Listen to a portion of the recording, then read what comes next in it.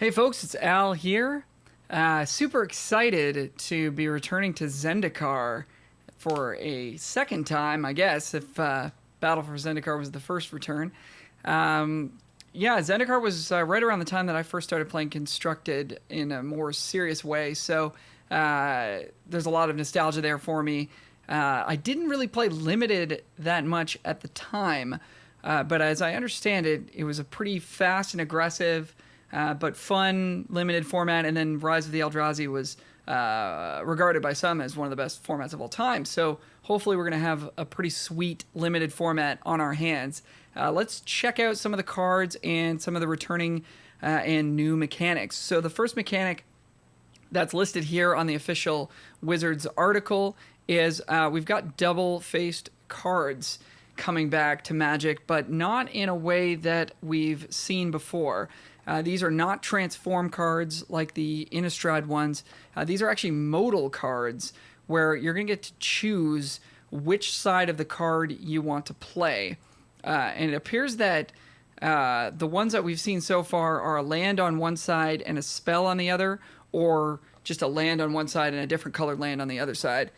So these ones that are spells and lands are, I think, going to be super, super powerful in draft because you can take these and play them, and they will occupy just a regular land slot for you. It does come into play tapped if you need to play it as a land.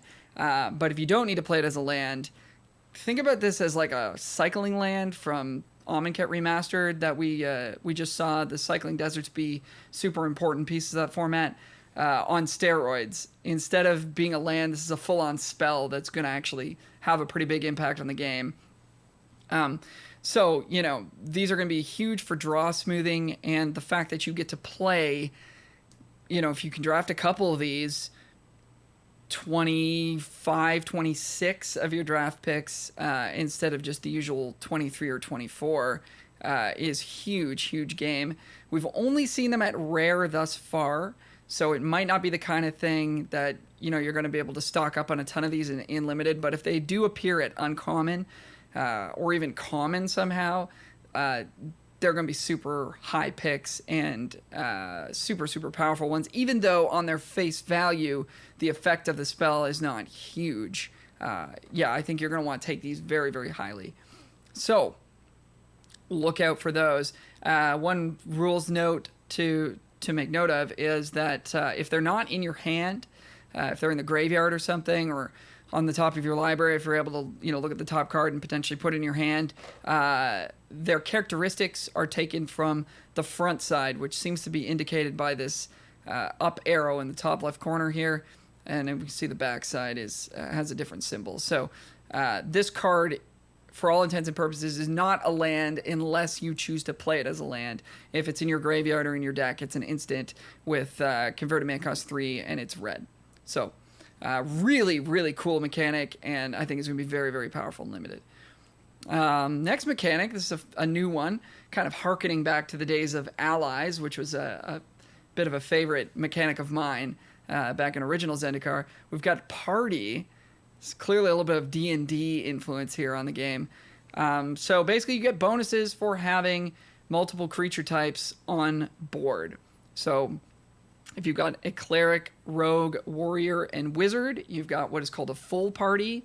If you've got any combination of those types, 1, 2, or 3, then you've got that many. So if, for example, this card Kabira Outrider, when it comes into play, target creature gets +1/+1 until end of turn for each creature in your party.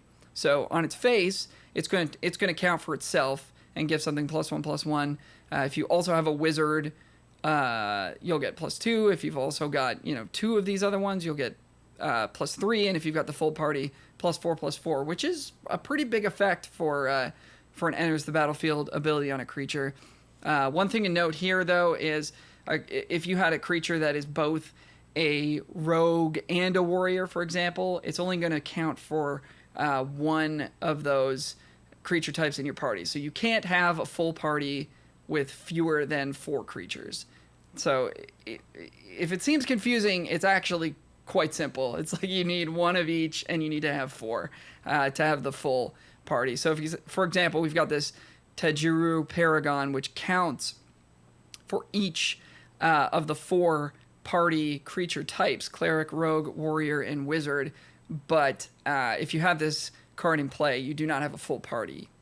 But it can count for any one of those different creature types, which I think is going to be pretty powerful and something to look out for. If there's creatures printed at common or uncommon that have 2 or 3 of these types next to their creature type, creature, rogue, warrior, for example, that's going to bump them up in your pick order, I think, because it's going to help you complete that party.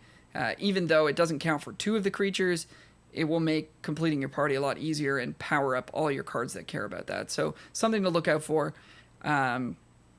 there for you guys. Next mechanic is Kicker, an old fan favorite. We've seen this most recently, I think, in Dominaria. And this is just always good and limited. It's like cycling. It's just any card with Kicker, have a second look at it, move it up in your pick orders. It's going to have a lot of flexibility. It's going to be good early. It's going to be good late.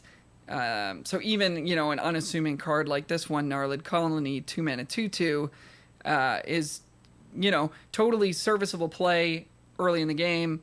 And then later, it's a 5 mana, 4/4 that gives trample to your other creatures with +1/+1 counters and has trample itself. So just that modality, that flexibility in cards, like the double face cards we just saw, and cards like this one that could be a 2 mana 2/2 or a 5 mana 4/4, makes your draft deck a whole lot more powerful than it might seem at first glance. Like, yeah, 2 mana 2/2, no big deal. 5 mana 4/4 is not a big deal either. But the fact that it could be either one of those is a big deal, and you'll want to be looking to take this pretty early.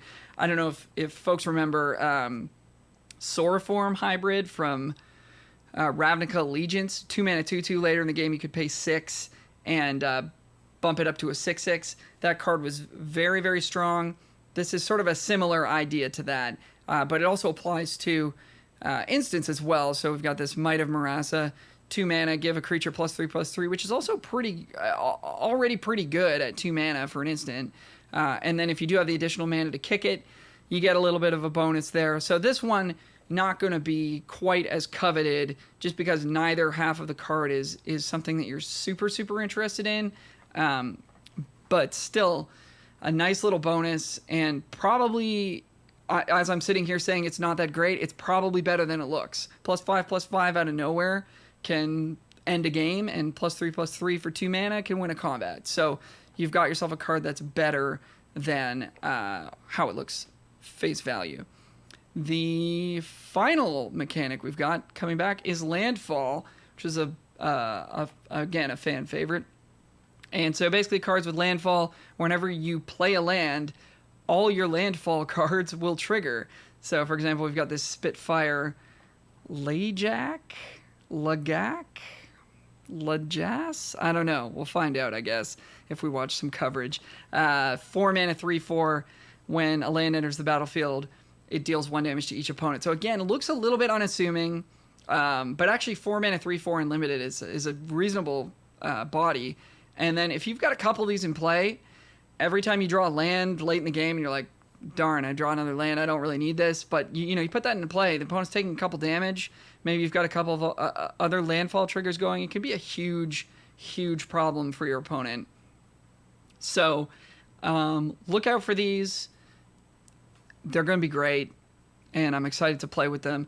I think one thing that Landfall does is it's going to make the format more aggressive. It's early to tell if it's going to be an aggressive, fast format or not, but similar to M21, where we saw a lot of cards trigger on your turn, if a creature died on your turn, it gets a +1/+1 counter, or 2/2 zombie or something. Or if you gained 3 life on your turn, you get an effect, right? Not on the opponent's turn. That's going to promote players wanting to attack and be aggressive. So with the landfall triggers happening on your own turn, I would expect that the format is going to favor decks that want to attack. But very early on, we'll see what happens. But something to look out for.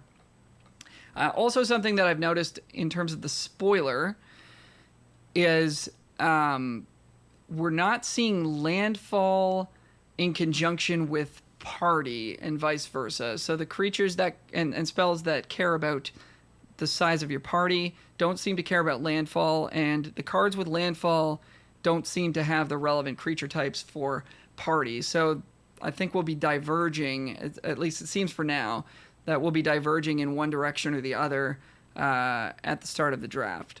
So all these mechanics look super sweet, and I'm really excited to play this set, especially as a drafter predominantly. Always love to break down new sets. So keep your eyes on the channel for a set review and my tier list. And if you want to come catch some drafts live, you can catch me at twitch.tv/alromusic. Thanks for watching this video. Leave some questions in the comments if you have any. Hope you enjoyed it. See you for some drafts.